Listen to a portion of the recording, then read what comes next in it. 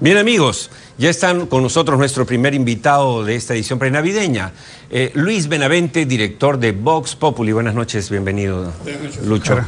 Y feliz Navidad anticipadamente. Gracias, de igual manera.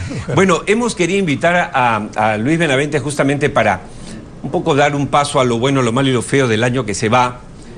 A propósito, además de una interesante encuesta que realizaron ustedes en el transcurso del año, el barómetro del 2019. Entonces quisiera invitarte a que veamos juntos esos cuadros para comentarlos contigo, por supuesto, y luego aterrizar un poco en la política nacional.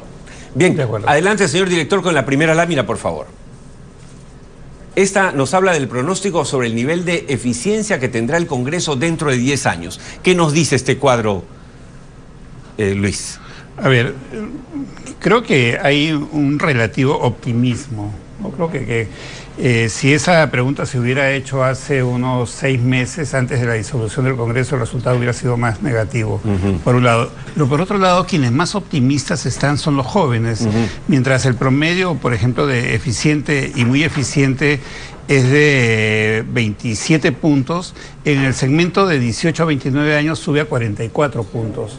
En esta y otras preguntas vemos que el segmento más joven es más optimista respecto al futuro de aquí a 10 años.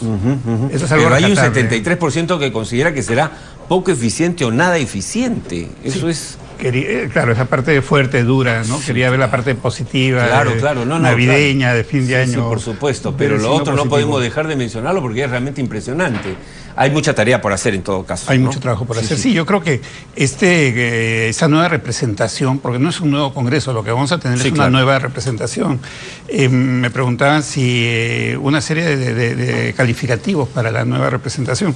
Yo diría, igual si me pongo con un signo positivo, que será una representación esperanzadora, ¿no? Creo que va a haber una renovación favorable para el país. En la segunda lámina, por favor, señor director, para los comentarios del director de Vox Populi presente hoy en Cara y Sello, nos habla, si no me equivoco, de la confianza que tendrá la población en el Poder Judicial. Un poco hemos querido ordenar, ciertamente, de los aspectos más duros y negativos que presenta el barómetro hacia los más positivos. Y este también nos habla de que, a coincidencia del anterior, el 73% considera que el Poder Judicial, al igual que un Congreso, será poco eficiente dentro de el resultado es muy parecido al del Congreso, ¿no? Recordemos que tanto Poder Judicial y Congreso como Congreso se han disputado durante años el último lugar en la confianza de los ciudadanos en el Perú. Digamos, la noticia hace unos pocos años fue que el Congreso le había quitado ese deshonroso último lugar al Poder Judicial, ¿no? Y se había entronado como la institución que menos querían los peruanos, o tal vez que más odiaban los peruanos, ¿no? Porque la disolución del Congreso o la autodisolución del Congreso de alguna manera causó algarabía a una gran mayoría de peruanos por los errores que había cometido el Congreso y por la mala contribución que había dado al país. Yo creo que la situación es muy parecida, el análisis sería exactamente igualmente hay mucho por trabajar, hay mucho por hacer. Claro, ahí la diferencia, Luis, es que al Congreso lo puedes disolver como lo disolvió Vizcarra, digamos, vamos a ver cómo nos sale el nuevo, pero al Poder Judicial no lo puedes disolver. Entonces, la tarea ahí es mucho más difícil.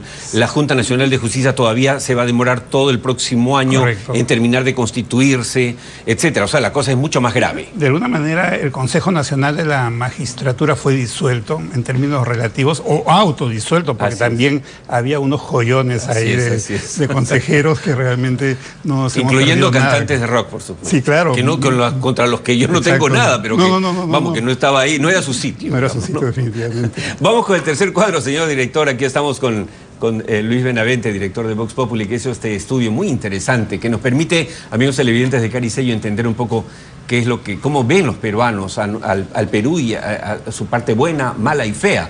El tercero nos habla del nivel de interés en la política, y hay un nivel de desinterés muy grande, ¿no? Más del 50%, el 57%. Sí. Antes de responder a esa pregunta, quería mencionar que ese estudio es conjunto entre Vox Populi y Caretas. Esto se hizo con Enrique Chávez directamente y es un trabajo conjunto. Mira, esta pregunta aparentemente es desalentadora, pero si la comparo con otros estudios, el interés en la política, que es el principal indicador de cultura política en cualquier estudio en todo el mundo, en el Perú daba resultados mucho más negativos, ¿no? Acá yo creo que más bien hay hay cierta esperanza, a pesar que los números parece que estuvieran en rojo, y están en rojo, ¿no? Pero digamos que están menos en rojo que en tiempos pasados, comparando con otros estudios. Pero además, tú que sabes bastante de esto, así como se habla del voto oculto cuando hay algunas elecciones donde aparece efectivamente hay un voto oculto, en este caso, si bien no estamos hablando de un voto oculto, yo creo que de alguna manera la gente tiende a decir, bueno, yo con la política nada. O sea, porque como que se siente mal de decir me interesa la política, ¿no? Es más, a la gente le encanta decir soy apolítico, eso no existe. Pero contrariamente yo creo que la gente está, y lo ves en las redes, mucho más participativo, ¿o me equivoco? No, es correcto, lo ves en las redes y lo ves en muchos movimientos ciudadanos, muchísimos en todo el Perú, donde predomina, y eso es una buena noticia de los últimos años, muchísima gente joven participando en política, y eso es algo muy bueno para el país. Por supuesto. Y miren bien, poniéndole la lupa a esta pregunta, el mucho bastante es 43%, en el promedio total, ¿no? Pero entre jóvenes de 18 a 29 años es 72%. Entonces, la gente joven considera que sí va a haber mucho más interés en la política, que va a haber más cultura política, más participación política. Es igual algo alentador. A mí me alegra mucho en lo personal o en lo más... en lo más personal, porque siempre en los estudios que hacemos salen cosas muy negativas, sí, claro. Muy en rojo, muy desalentadoras, ¿no? En algún momento he dicho, basado en estudios empíricos, no en mi opinión gaseosa ni nada de eso, pero es un país sin futuro, porque los estudios te decían eso, ¿no? Pero acá hay algunas cosas con signo positivo que creo que si queremos cerrar el ánimo con ese optimismo, bueno, no se trata de forzarlas, pero sí de ver que hay posibilidades para el futuro, y ese es el espacio donde se tienen que dar las políticas públicas y donde tiene que estar la acción de los líderes, de los partidos políticos y de los partidos mismos para el futuro. Totalmente de acuerdo. Pasemos al siguiente cuadro, señor director. El cuadro número 4, que es pronóstico sobre el nivel de desprestigio que tendrán los partidos políticos peruanos dentro de 10 años. Esto, claro, es preocupante, ¿no? El 86% considera que no tendrán prestigio. Es decir, ahí los partidos están en su peor momento. Claro, el cierre, el 85%, para atarlo a esto, de la aprobación a la disolución del Congreso, no era una aprobación a Martín Vizcarra, era el hecho de que se vayan todos, ¿no es cierto? Exacto. Era un poco eso. Y todos son los partidos representados por esos representantes, valga la redundancia. Ahora, acá sí a los políticos no los salva nadie, solamente 13% creen que van a estar en una buena situación, es 87%, un porcentaje Luis, altísimo que creen que no van a tener prestigio. ¿Cómo puede la gente ver como nosotros, si todas las semanas tenemos noticias de nuevos actos de corrupción? Claro. Si, por ejemplo, ahora de las listas que hasta hoy se están presentando, resulta que de los 3.000 candidatos hay más de 250 que tienen sentencias, ¿no? 10%. Algunos que han cumplido. O sea, es una barbaridad. Un diezmo, ¿no? Entonces, ¿cómo que yo digo, no es para satanizar, porque hay delitos y delitos, pero ¿no crees tú que sería una estupenda señal que los partidos no pongan a gente que haya ni siquiera pasado una luz roja? Pero eso te dice lo que son los partidos. No han puesto los filtros adecuados para que esa gente no pase, y esa gente pasó de una manera muy fácil. Y ojo, son los que se han detectado. ¿Cuántos más habrá cuyos pecados están ahí muy escondidos? Ahora, ¿por qué ese pesimismo? Porque en las otras preguntas hay una situación negativa hoy, pero hay una proyección optimista de aquí a 10 años, que es el objeto de este estudio, ¿no? Pero acá no hay nada que estén haciendo los políticos y los partidos. Exacto. Que hoy tengan esa esperanza, esa proyección positiva. Hoy que tú puedas proyectar y decir, carambas, vamos a un mejor camino a 10 años, nada, y es lamentable, ¿no? Y es hora que se pongan las pilas los políticos y los partidos. Vayamos con el cuadro 5, que nos habla, en esta ocasión, del problema más importante del Perú según los entrevistados. Cuéntanos qué es lo que vio Vox Populi Caretas en este caso. A ver, ahí están los temas como deterioro del medio ambiente, corrupción y crisis de valores como los temas más fuertes, ¿no? Pero otra vez quiero expresamente poner la lupa en el segmento juvenil. Para ellos, la falta de seguridad ciudadana es el principal problema de aquí a 10 años. no es lo que el promedio general de esa pregunta da como resultado. Y eso sí es lamentable, porque es una juventud que quiere una proyección política, quiere un mejor Perú, pero se ve amenazada. ¿Por qué? Porque esa juventud es la que más está en las calles, es la que más está expuesta a todo tipo de peligros por la falta de seguridad y ya ciudadana. Realmente no hay lugar donde uno diga, bueno, tú que tienes hijos igual que yo, no vayas a tal sitio porque es peligroso. Todos son peligrosos, sí, no importando dónde te encuentres ni la hora en que te encuentres. Y eso es realmente preocupante. Entonces, y eso te dice que las políticas públicas de seguridad ciudadana tienen que estar mucho más orientadas a los jóvenes. Totalmente, totalmente. Y de alguna manera hacerlos partícipes de esa seguridad. Siguiente lámina, por favor, señor director. Ahí tenemos el pronóstico del nivel de calidad de la educación. Para nadie es un secreto, ¿no es cierto?, que la educación, igual que la salud, son realmente de lo más bajo que tiene este Perú, que muestra signos macroeconómicos muy buenos, ¿no? Goza de muy buena salud, pero que allí adolece de gruesos ausencias y hierros, ¿no? Predomina el regular, ¿no? Porque si en las otras preguntas comparábamos el alto muy alto con el bajo muy bajo y suprimíamos las respuestas intermedias, lo positivo podía tener cierta preferencia, ¿no? En cambio acá no, lo regular gobierna. Te habla mucho del estancamiento, la percepción de estancamiento de la educación en el Perú, y ahí los jóvenes no son la excepción. Mientras el promedio general es 56%, el promedio en el segmento de 18 a 29 años es 56%. Ahí no hay ese optimismo que tienen los jóvenes en otros casos. Y los jóvenes son los que están mucho más cerca o están dentro de la educación formal, ¿no?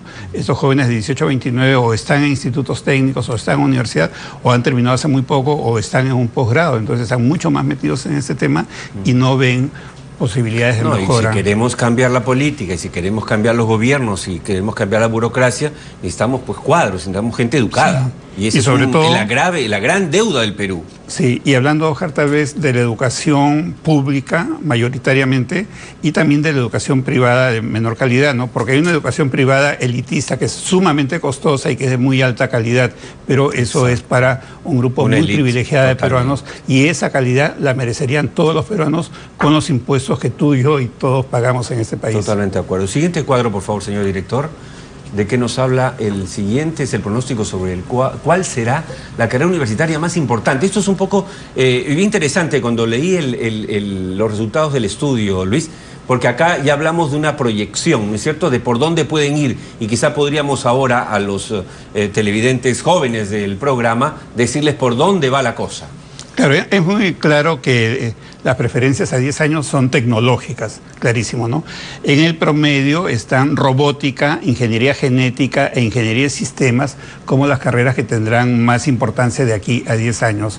Y otra vez, si ponemos el énfasis en los jóvenes, para ellos será ingeniería de sistemas entre esas tres carreras, ¿no? Porque tal vez condensa mucho más las aptitudes que muchos jóvenes pueden tener con ingeniería y con las matemáticas. Por ejemplo, ese dato de Vox Populi debería servir al Ministerio de Educación, al gobierno, al Estado, para saber por dónde apuntar, o sea, en el sentido de incentivar, por ejemplo, el fortalecimiento de los ENECAPES, de las instituciones de educación superior, que no necesariamente son las universidades las que pueden absolver a esa masa que necesita ser capacitada en temas de informática. De acuerdo, y la demanda laboral se va a dar en el gobierno y en el sector privado. Por lo tanto, los gremios empresariales y las instituciones públicas tendrían que estar cercanas a SUNEDU, a las universidades, para preparar a los profesionales que va a demandar el Perú en el futuro, no para seguir formando a gente que merece nuestro máximo respeto, pero que son los mismos profesionales de siempre, que dentro de 10 años ya no van a tener el mismo espacio que tienen hoy. Sí, sí. Yo creo que ahí también el sector empresarial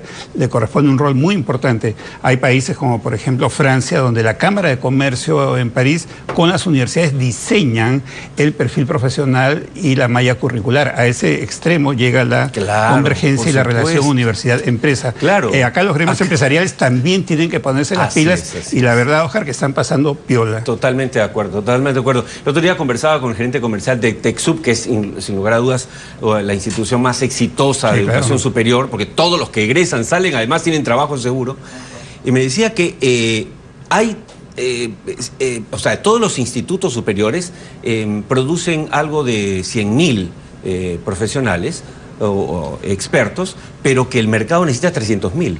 O sea, imagínate tú, hay 200.000 puestos de trabajo que están ahí a la espera de gente capacitada. Pero eso, claro, para eso está el gobierno, pues, para dar las políticas que puedan guiar a los jóvenes por ese camino. Siguiente cuadro, por favor, señor director, antes que nos gane el tiempo. Estamos sacando el jugo aquí a Vox Populi, hacia Luis Benavente. Pronóstico sobre la preferencia ideológica de los peruanos. Y ahí entramos un poquito al tema político. Mala noticia posiblemente para deprimir a los amigos de izquierda. Pero según la encuesta de Vox Populi, el Perú no es de izquierda y no quiere serlo en los próximos 10 años.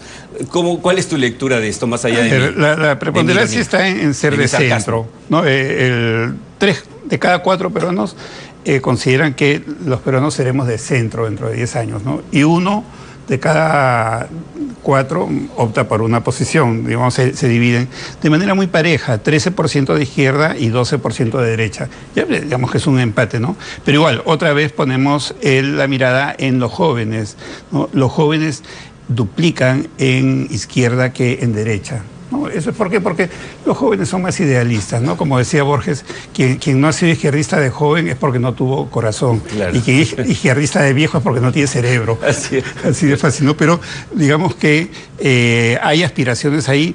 En todo caso, yo creo que lo que predomina es el centro, ¿no?